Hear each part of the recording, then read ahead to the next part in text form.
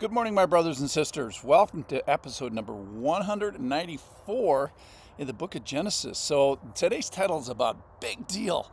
What difference does Genesis make? Well, I'm going to give you four things that Genesis should help us make a difference for in no particular order. Number one, Genesis makes a difference in our appreciation of marriage. So Adam found himself on planet loneliness, and he's here with a bunch of animals, but no wife for him. And he realizes, and God tells him, that it's not good for man to be alone. So he is looking for the answer to the first relational problem that's on the planet. He's found that everything made of dirt didn't address his aloneness. And every creature fabulous enough not to be made of dirt was eventually going to be Eve herself. So Jesus is not the first rescue mission that God sends down to earth, or as we know, for those of us who have been following in Genesis, Joseph's story is a rescue story that the Lord sends down. Well, isn't Eve though the first rescue mission that God sends down? So if you're a husband or a wife, or you desire to be one, I have just a couple of ideas. Number one, be grateful. I say, say to your spouse, I searched for you. I need you. I was desperate without you. Remember how Adam was. Secondly, be surprised all over again. Marriage is a gift that keeps on giving day by day. It's like every day is your birthday, and rejoice and do the same things that Adam did. And wow, eureka, this is incredible. We are made for one another. Thirdly, hold fast, be faithful. So there's plenty of bad examples in the book of Genesis alone to steer us to right examples. So quite frankly, the marriage bed in the book of Genesis alone is violated by polygamy. It's violated by sexual violence in a rape. It's violated by a person getting married for the wrong reason, where he's just trying to make his mom and dad mad. It's violated by improper usage of the marriage bed outside of marriage. So it points us to honor the marriage bed, honor the institution of marriage. So I think practically, what does that mean? Support those who are in it, support those who are going into it, and support those who need some help in it today, and maybe even help those who have gone through it and have been faithful all the way till death like they promised. All right, so that's the big point of number one, is Genesis makes a difference with regards to marriage. Secondly, Genesis makes a difference with regards to our understanding about evil. So a big question is, why in the world did God allow a serpent in the garden? And why did God allow what we now know as a serial killer? So we say, a serpent, people even have a few serpents as pets. Well, nobody has a serial killer by their, as a roommate, at least not that they know about. So why did God allow what we now know as a serial killer, the serpent, into the garden? Similar question we just got done with in the life of Joseph is, why did God allow Joseph to be sold into slavery, to be put in prison, to face sexual peril?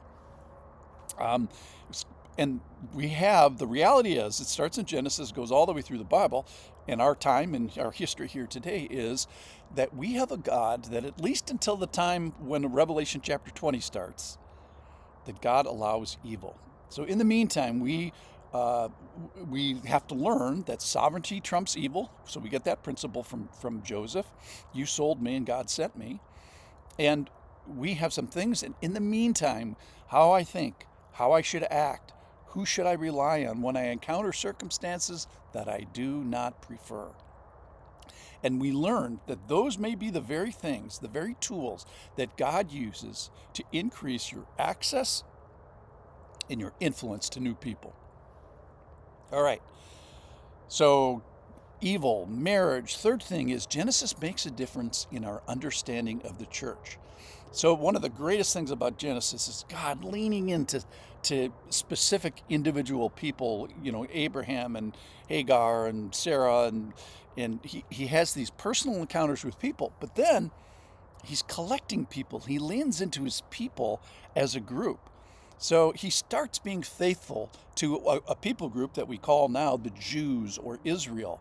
But remember, it started with one man, and then it went to one couple, and then it went to a couple of kids, and then a bigger family. And all along, it's been a very imperfect family. It will be a family that displays its need for a Savior on every single page. So we see God's planning and protection and provision as He invents Israel. Israel didn't exist.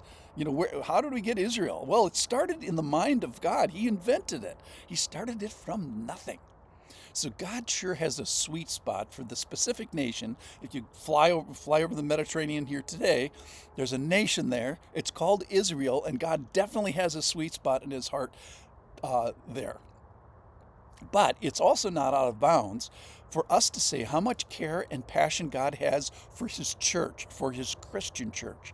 So the reason that God took such good care of Israel, the nation, as a foundation for the church.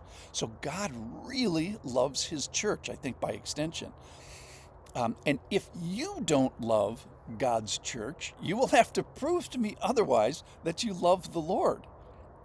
So, because your feelings about God Himself are exposed by your feelings towards the people of God. So, just to challenge you questioning is, are you moving towards the people of God? All right, last thing is Genesis makes a difference in our understanding of evil.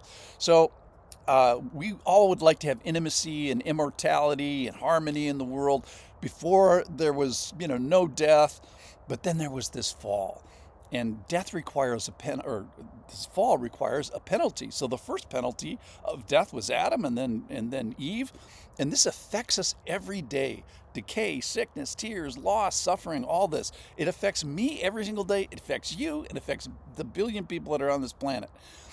So one of the greatest acts of evil of all time, this rebellion against God, there's another death that is required, and that's the death of Christ to fix it. So this is also going to require the killing of Jesus. So not only does Adam and Eve, die, Jesus has to die. Now, it's no surprise to Him. It doesn't make it any less grievous, though. So He did everything that He could give it to us the first time. He gave us paradise. We messed it up, and He gives us even more. Now we get paradise plus the life of Jesus. So every page of the Bible practically points to the end, which is that He wins. And the rampant evil could not or was not resisted, endured by Adam and Eve, but it was fixed by Jesus. So this means that we all need a Savior. So let's start with right thinking about the topics as clarified in Genesis. Right behavior, in trusting Him as we look at evil, marriage, church, and the fall. Thanks for listening.